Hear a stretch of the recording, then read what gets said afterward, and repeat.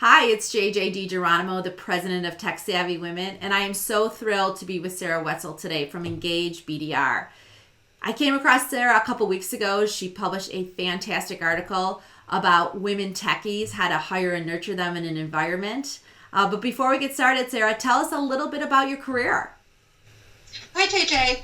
I'm the HR director here at Engage BDR. I've been with the company about 3 years. My background was in science.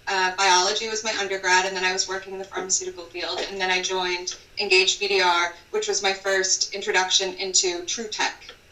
I love that. And I love that, you haven't had a direct line. Most people in tech seem to have, different paths, and I love that you've done that. But you've not only jumped into the tech, you've already made a splash. So tell us a little bit about your recent article in VentureBeat. Well, JJ, I wrote an article for VentureBeat about attracting females into the tech industry. As we know, it's an issue. It's something that needs to be done. There's a lot of articles about it. But a lot of the articles that I've seen didn't necessarily put out actionable items where people could make a difference within their own company. Mm-hmm. And so while we put a few things in place, I thought that I would like to share those, and people can try them too. I love it. And so the article title is 6 Tips for Hiring and Nurturing Female Techies. So tell us the 2 or 3 tips that are just so important to your culture and really have made a difference. One of the most important tips is the first point in the article, which is to value performance over politics.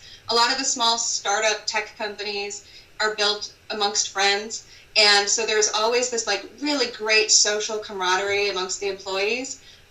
And that's really, really great for engagement of employees who are already there. But to attract new employees in that aren't necessarily, from the same background or have the same interests, it's really important to start to, look at performance and have an ability to measure performance and show the productivity and, the talents of the people who are there. And so you're making decisions based on the actual performance of the employees versus, your close friends. That makes a lot of sense, because I know most women in tech that I've worked with over the last couple decades, they have a lot going on in their life, and they want to get into work, they want to produce, and they want to get out. So how is this article really reflected on your culture? Because some of the things you're already talking about, you really have to step back and use a different lens. I think that the culture in our company is quite social, and I don't think that's necessarily a bad thing, is creating an environment where people can socialize within the boundaries of the company. So it's not after hours. Your next big project that you're part of isn't dependent on who you hung out with that weekend, and you got into a great conversation and made some decisions. But when you provide the ability for women to socialize with the rest of the company and the other people and create that camaraderie during business hours so that they're not limited by outside things and outside, I'm a mother, and so I can't necessarily go, out for happy hour till, the wee hours. But I still would love to get to know my employees and their interests. And so we create an environment where, every week we have a social hour, we have different things that we participate in with the employees. We do, the Christmas party every year. We've done karaoke with the group. And so we've created opportunities for all of the employees to socialize together. So it's not, dependent on the ability of people to get together on their own. I love that. It's just incorporating into the week and making it part of their business day. And then you talk about hiring. Can you talk a little bit about that? Because I get a lot of calls from tech savvy women. I need more women. How do I find more women? So can you talk a little bit about the hiring aspect? The hiring aspect is really important and it starts with the beginning, when you start to get your pipeline of candidates. In a company that could be a tech company, small company, big company, a lot of times you're getting your talent as referrals. You use the same pipeline. Once you find a great source of talent, you're going to keep using it. That doesn't really lend to diversity in your talent. And what you really need to do is make sure you're spreading a wide net to capture as many candidates as possible with just really small filters where you're going to get the best candidate regardless of, if they're female, male, race, whatever it is, and that will really, it's good to get females into technology that way, but it's just better for your company. Yeah, no, that's fantastic. And, I read so many research reports as you do on how to attract, retain advanced, diverse talent.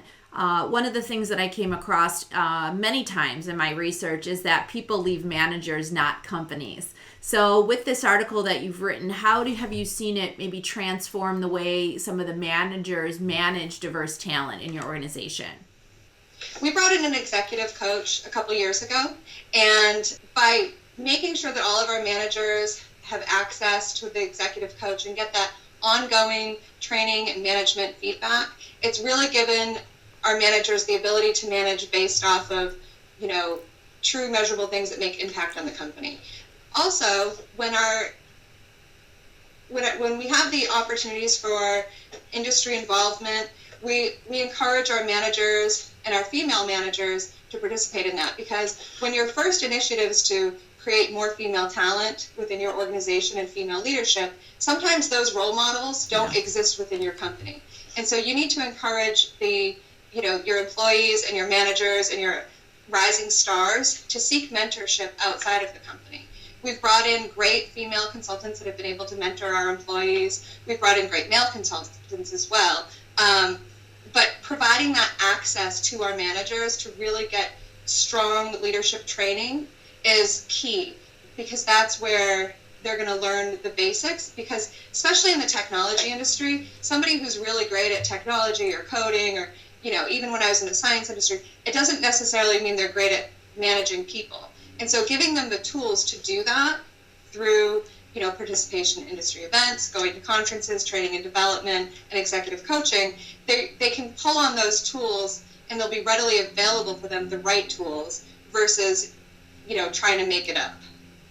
Sarah, you are an incredible advocate, not only for the work that you do in HR, but for your company and for women and thought diverse results. So thank you so much for joining our series. I really appreciate your insight.